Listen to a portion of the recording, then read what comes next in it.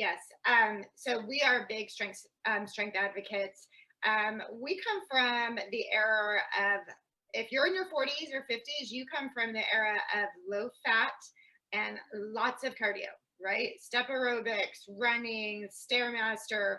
If you're not sweating, you're not burning. You've got to be sweating profusely and burning, burning, burning. And the more you burn, the better. Well, that has not helped us out too much, really, over the years. In fact, what we're doing in this term, some people like it, some people don't, but it's just truth, is when we do too much cardio, we don't eat enough protein and we don't strength train. Yes, the scale may go down, the numbers may get smaller, I may go into a smaller pant size, but what really looks like is I look skinny fat. And that, you all know what I mean by that term, skinny fat. It's like, I'm a size 2, but I still don't want to show myself in a bathing suit, right? Because I have no muscle, I have no tone. And I really want to try to switch the mindset on so many of us women with negative body image of thinking I have to be tiny, I have to be a 2, I have to be a 4 or a 6 or a 0. That you need to be the healthiest, fittest, strongest you for longevity, right? And how we do that is definitely with strength training. That's not to mean that there's no cardio ever. No, we do cardio. We just don't do gobs and gobs of cardio. And we don't do long, long, long bouts of cardio. Because what happens when we do lots and lots of cardio, especially like most women, we don't usually tend to eat enough protein.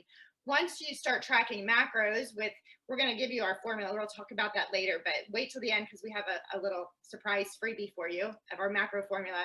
Once you start eating the right amount of protein and you start doing strength training, the results are going to be so huge. But if you continue to just run and run and run, you're literally running off your muscle and you're running off all your hard work. So you're like this, like I'm hitting the diet really hard. I'm hitting the gym and doing all this cardio and you're making your muscle fall off. Okay. So we do it because it's what we've known. It's what we were told, right? And there's a lot of information out there.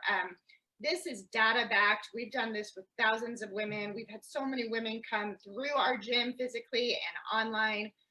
When they start strength training, the results go up tremendously. And they're always shocked. Like, wow, I didn't realize how much my heart rate would actually get up when I actually started strength training.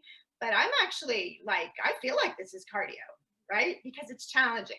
So a few tips on strength training for weight loss is going to be the more muscle that you have, the more you burn. So just like we always can't stand how men can do the exact same workout as us and burn 2-3 times as much calories as us, right?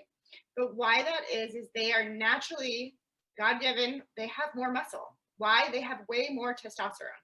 Okay, so they have more muscle. So if you think about muscle as your furnace, the bigger your furnace, right, the more it's going to burn, the more energy it's going to disperse. So the more muscle we put on, the more calories we can intake and burn. So for every pound of muscle you put on, you can burn 30 more calories.